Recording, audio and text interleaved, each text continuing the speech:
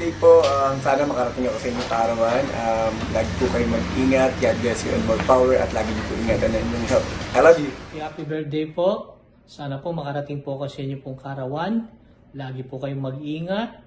God bless and more power. Lagi niyo pong ingatan ang inyong pong health. Love you.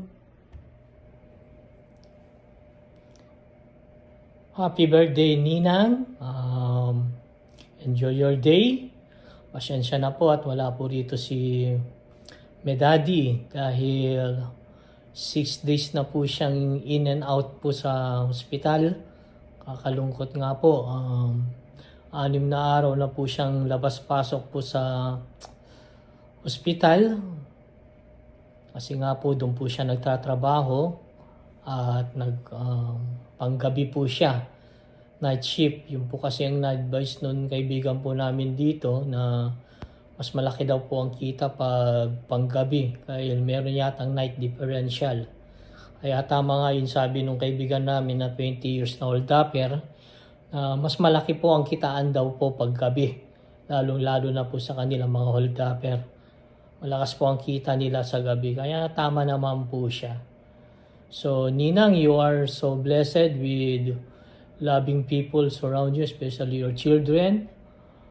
Cherry Joy, Glenn, Reden, and Attorney Pilamer. Hindi lamang po yan, yung pong mga son-in-law, si Tim at si Mel. Kaya pag pinagsama po natin silang dalawa, Team Mel. Yun po ang tawag. At hindi lamang po yan, meron pa po kayong napakaganda pong daughter-in-law, si Sharon. Kaya pag nagsama-sama silang tatlo, female siya. So that is only a joke.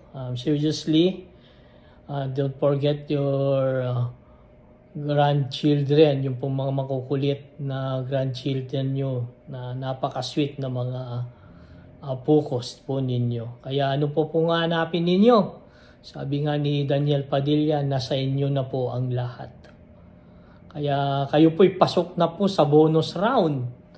You are 70 years old. Kaya sabi nga nila in Psalm chapter 90 verse 10 na the days of a years are 60 years and 10.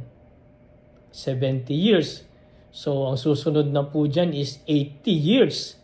And if by reason of strength, they be 80 years. So, ibig sabihin, 80 years old na po yung susunod po dyan. So, pag malakas-lakas po kayo, sa bagay, wala naman po kayong problema na. Siguro, ang problema na lamang po ninyo, yung pong paghinga na lamang po ninyo. And that is only a joke po. Napakaganda po at nakaabot po kayo ng 70. So, additional 10 years pa po. Magpalakas po kayo lagi. So, ito lamang po masasabi ko.